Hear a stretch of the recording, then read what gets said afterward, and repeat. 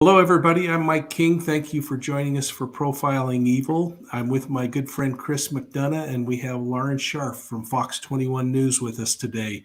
We're going to do a follow up on the Suzanne Morphew case and share some of the things that Lauren's been up to. Thank you so much for joining, and again, we really appreciate all of your support. Lauren, how you doing?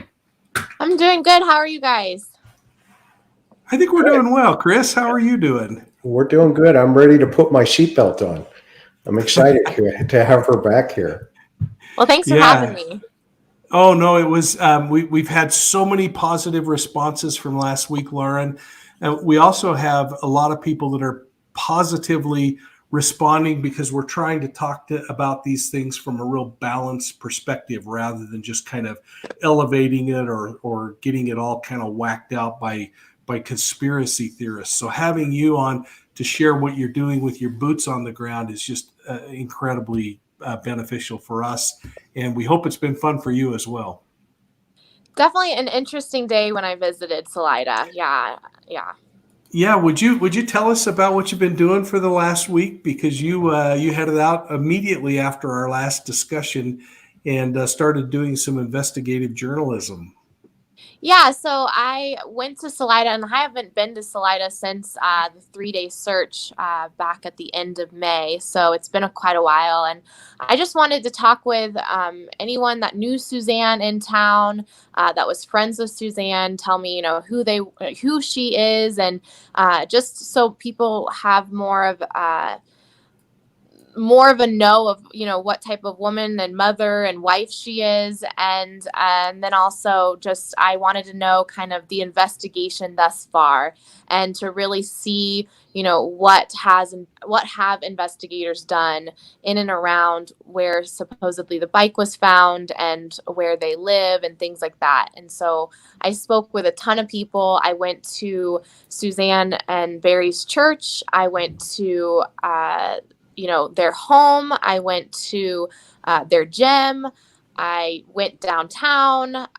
So I got to speak to a lot of people that was close to Suzanne, that knew her, and also just any people in and around Salida that are locals, just to know kind of what's the word around town as far as this missing person case goes. Awesome. What did you learn? Where are we at here? What's your So thought? So I wanted to talk with Suzanne and Pastor as far as, are they doing prayers? Are they planning a prayer vigil in the community? And so far they told me they haven't planned a prayer vigil because of COVID, I think is a main concern to them. But they are having their church family continue to pray for their family as well. And then, so they wouldn't do an interview with me. And then I also went to their gym, and she was an avid gym goer. She went daily, it sounds like. And it sounds like Barry is continuing to go to the gym just to get away from it all and everything like that. Um, and so I asked the gym manager, have they had a group of friends and close family search from the gym, that area or any areas in Maysville for Suzanne, and they said no, they haven't been asked to do so. I also went in the neighborhood where Suzanne and Barry lives, and I asked them, there's a lot of vacation homes and rental properties there. And so a lot of those folks that live there, or at the time that I went and visited, they were all on vacation. And so they didn't know about the case and things like that. I did speak with a person who cleans the properties that people rent out and things. And she was telling me that she actually saw Suzanne and Barry just days before that weekend on, I believe Wednesday is what she said, is that she went to take the trash out from cleaning up a property. Because of COVID, she wanted to get rid of all the food that possibly had been in contact with someone, and took all the food and, cleaned really heavily and took it to their dumpster, their neighborhood dumpster, which is right outside of Barry and Suzanne's home. And that's when Barry and Suzanne, asked her, what are you doing? Who are you? Things like that. And this house cleaner said, oh, I clean these properties up here and I'm just throwing stuff away. And she said that they were both very, very nice. And they were just out on a walk. I guess they do that, or they, used to do that together, is that they used to walk up their street and things like that. And so she said when she heard about Suzanne's disappearance, she was shocked because she had just literally seen her. So it was really interesting to just be in Salida to find out if people, know who Suzanne is, are still thinking about Suzanne.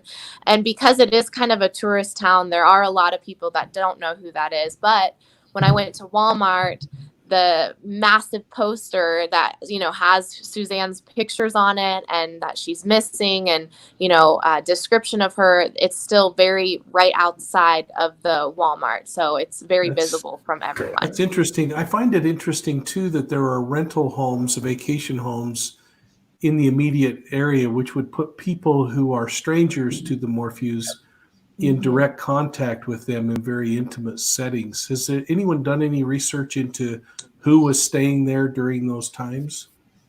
I mean, I'm sure investigators have looked into that, but as far as that been public, I don't know. As far as if the people that stayed there that weekend have been notified, if they've been questioned, I don't know.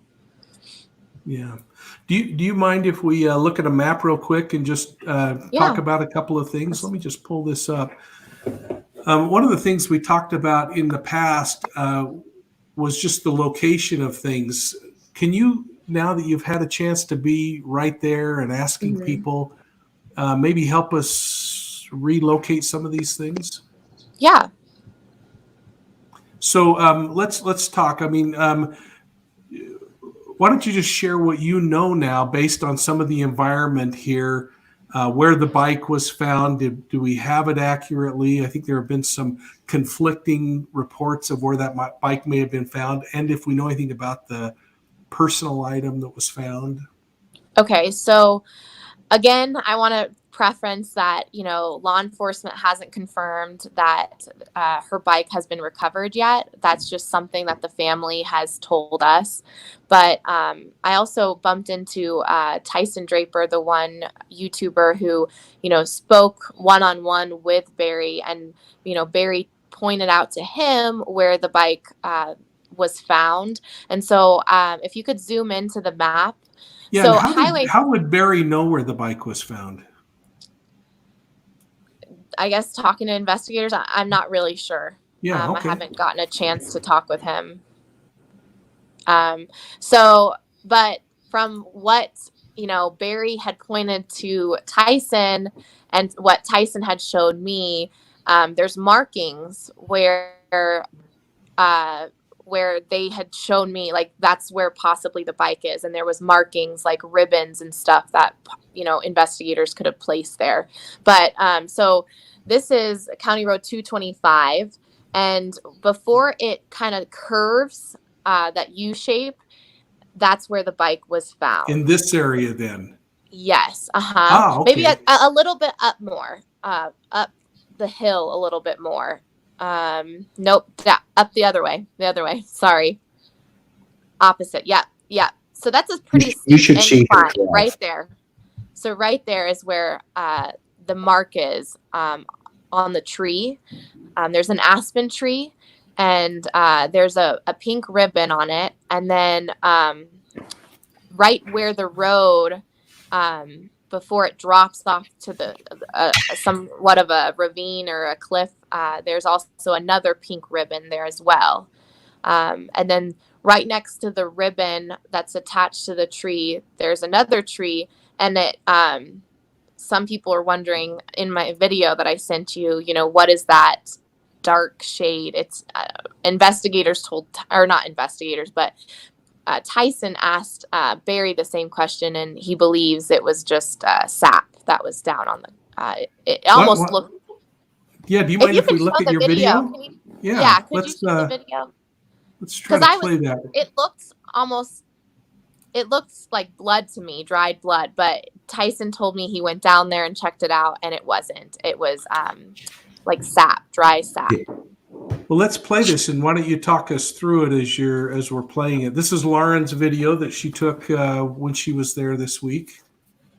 Yeah, so those are the ribbons at the very top of the road. And then I kind of zoomed in here where you can see the pink ribbon on the aspen tree. And that's where Tyson was told by Barry that the bike was found right there. And what I was talking about, the sap is on the other tree, if people were wondering what that marking was.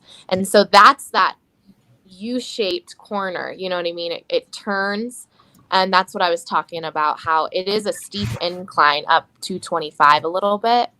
So we're looking due west right here then. Yes. Okay. Yes. And that road is blocked off. And I don't know if that was blocked off before her disappearance or just after her disappearance, but it's been blocked off when I visited last week. So I have a question, Lauren. Mike, can you go back to that video real fast, just for a second?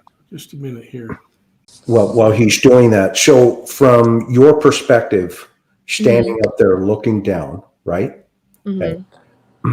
As a woman, what was going through your mind? I mean, yes, a journalist, but as a woman, and you're looking down in that ravine, and you look at that road, and you look at all of the surrounding area. What are you processing? What were your feelings?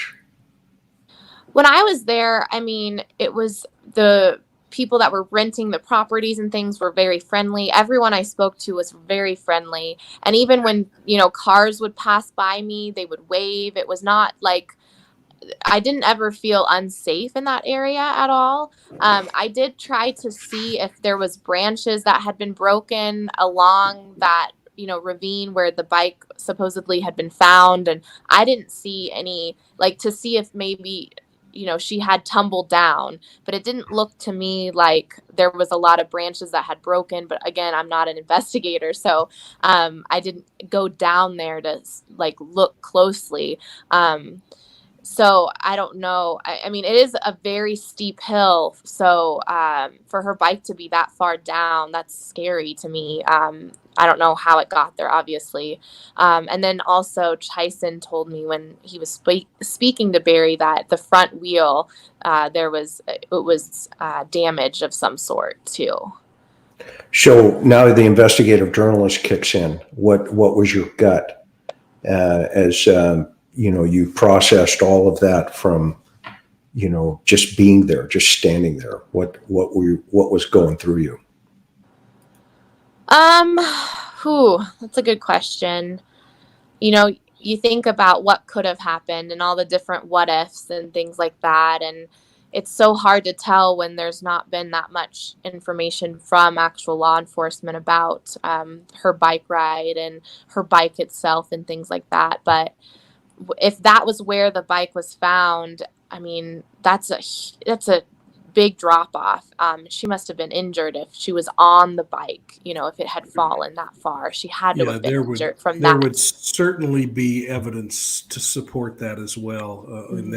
In that violent of a crash, there would be marks of the bike going off of the road. If there was a vehicle coming onto her and she swerved and lost control, there's going to be artifacts on the edge of the road to suggest that happened.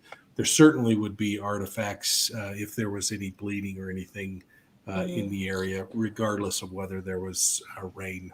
That's an interesting question. I do want to add that, because of the steep incline of that road, no one from Highway 50 from that angle could have seen Suzanne on the bike from that angle because it's so steep and nothing, you can't, it's just like the cliff is right there. And if someone was on Highway 50, they couldn't have seen down there unless they were going on 225.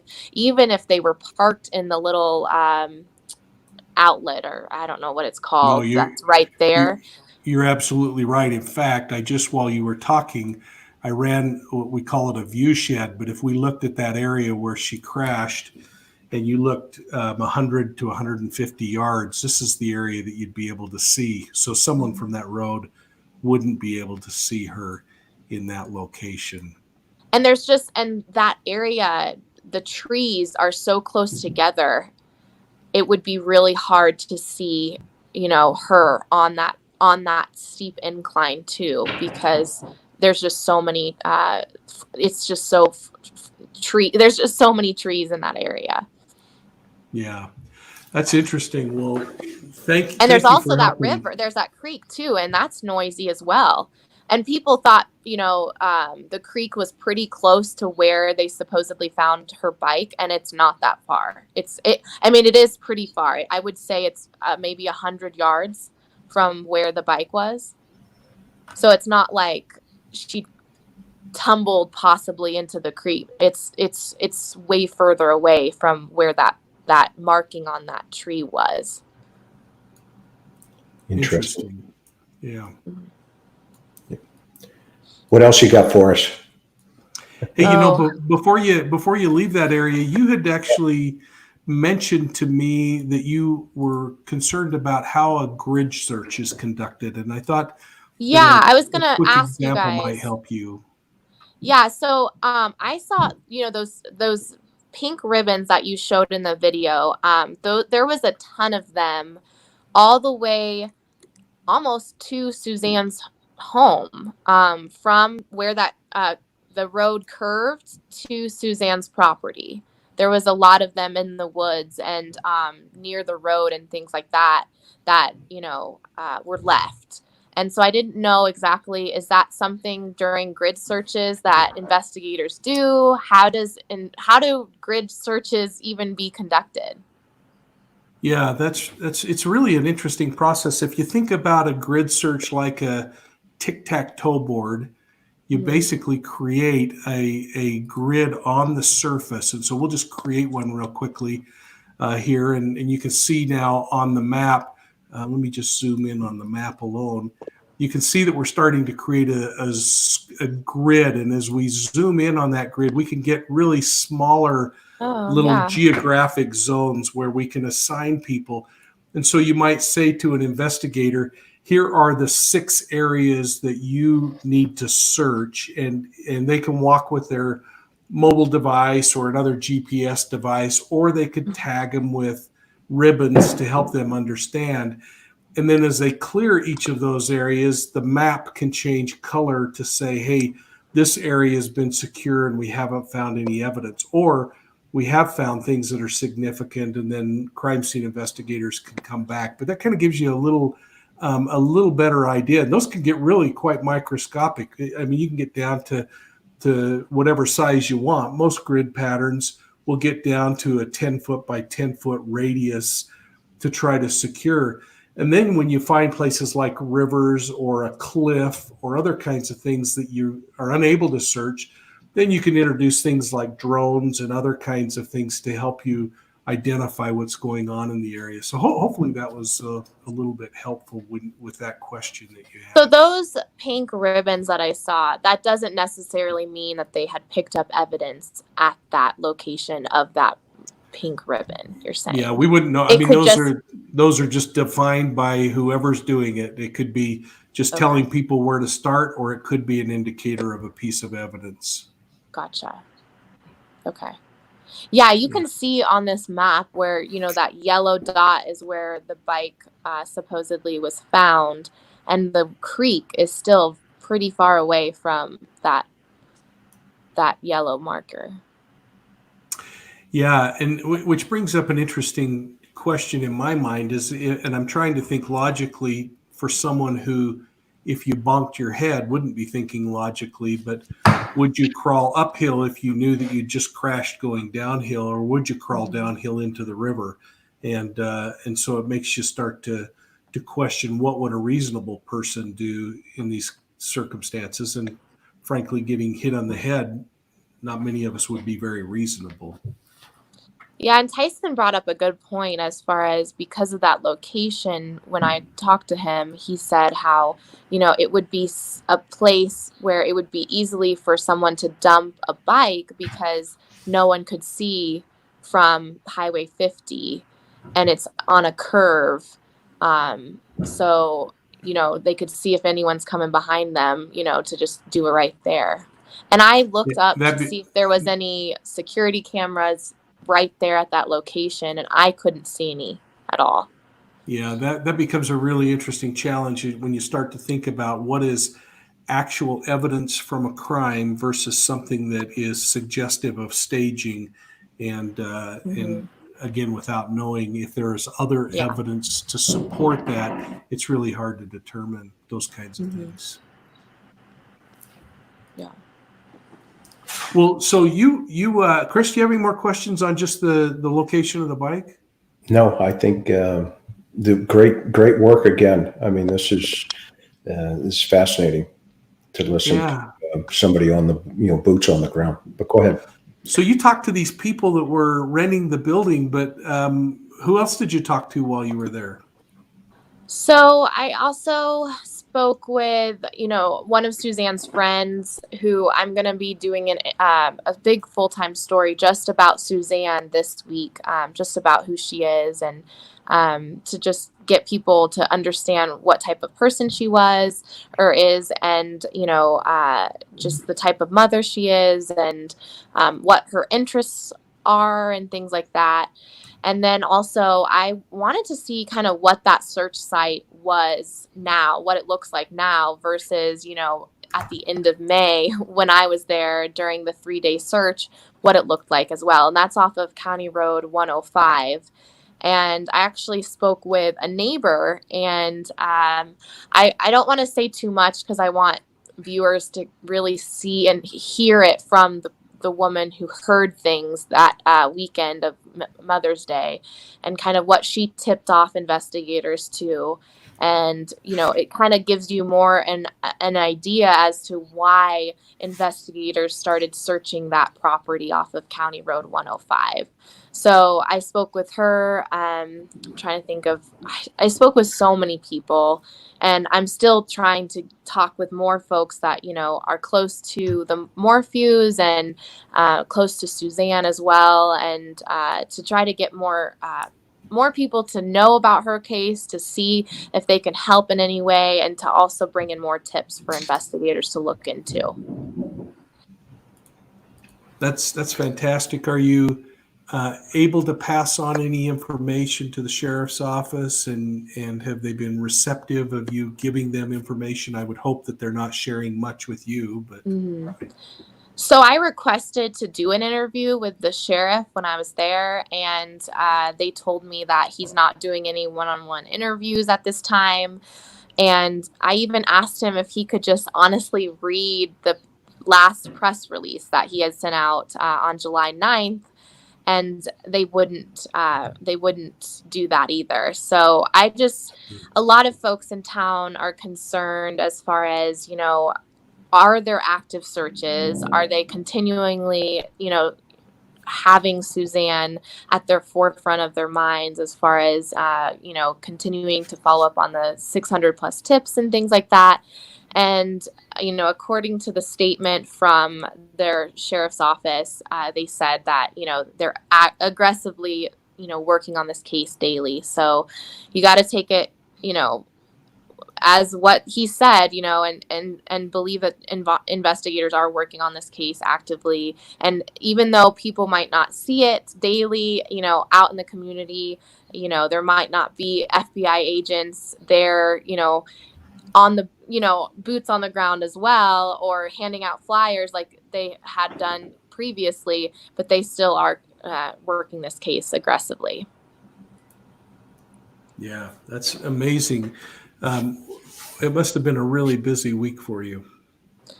Yeah, that day I spent 12 hours working this story and this in Salida, trying to get more information, and trying to speak with even search efforts, as far as anyone that helped search at the beginning of this that Mother's Day weekend, to try to find out more information as to, where Suzanne possibly could be. And I'm still working on it. I still want to talk with more individuals who are close to the case. So if anyone wants to talk with me that have information, please reach out to me. You can find me on Facebook and Twitter. It's just Lauren Scharf TV is my handle. So please feel free to do that. And if you want to talk more about, that 3-day search site, I'm trying not to say too much because I do want people to hear it from that neighbor that I interviewed, as far as why investigators were there for 3 days and what she saw and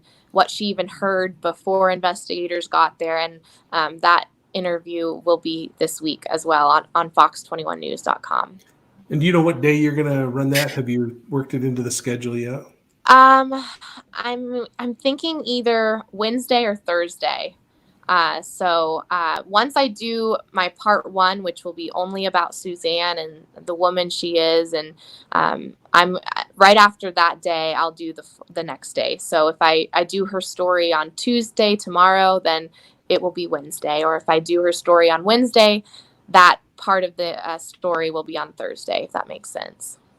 Oh, that's great. If you can let us know, we'll make sure that we tag this for those who are following, so that they can be aware of how to get online and watch you. And you just need to know that it's taking every bit of integrity that Chris and I have to not turn a bright light on and try to get more information out of you right now.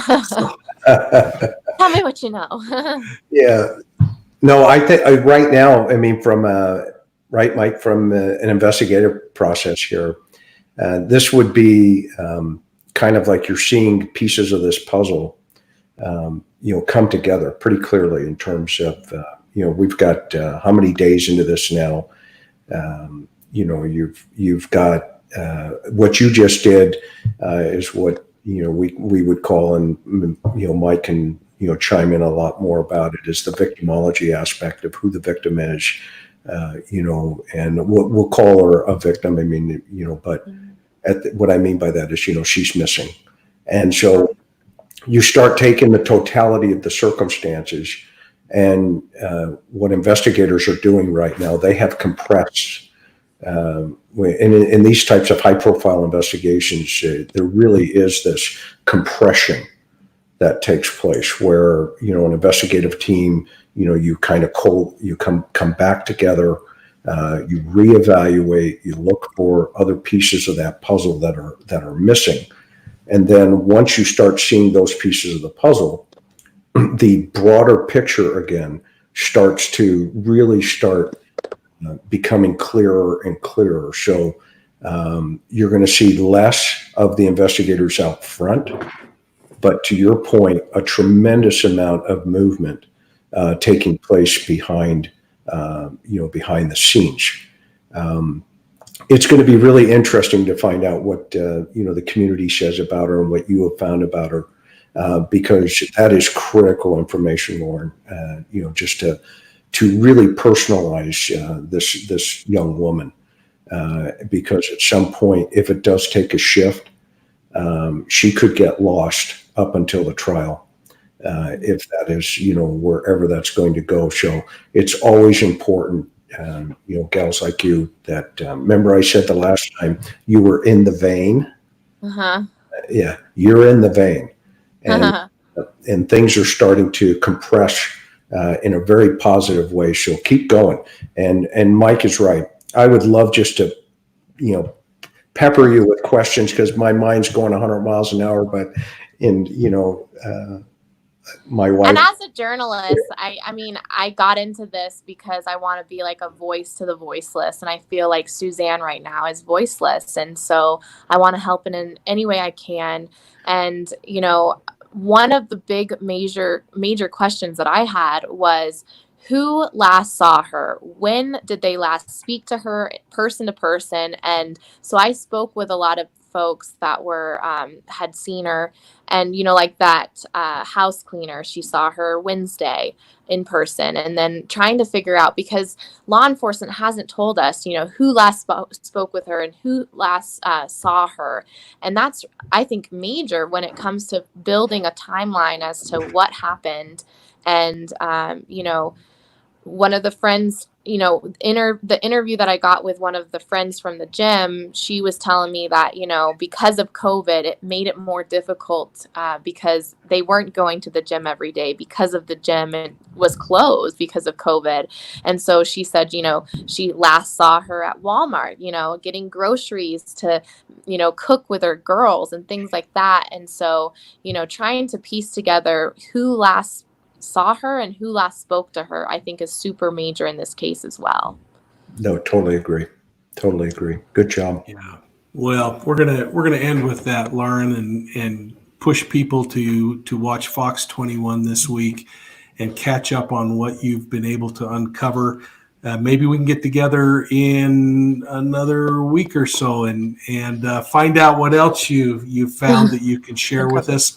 And along the way, we'll talk about some of the behaviors involved in these kinds of investigations. In fact, later this week, we'll be broadcasting a missing woman from Florida, from the western side of Florida, who 29-year-old that disappeared in some odd circumstances. But one of the cool things that we're going to be talking about this week is the work that could be done on the dark web to look for people and find things that are happening in people's lives to help with this victimology and the development of suspects in cases. So we'd encourage you and others to take a look at that, and that we would encourage the sheriff's office to look at this organization who can use their huge network of people to look into the dark web and try to uncover evidence. So with that, I want to just go around the horn really quick and make sure I haven't missed anything important that anyone wants to talk about. And I'm going to give you the last voice,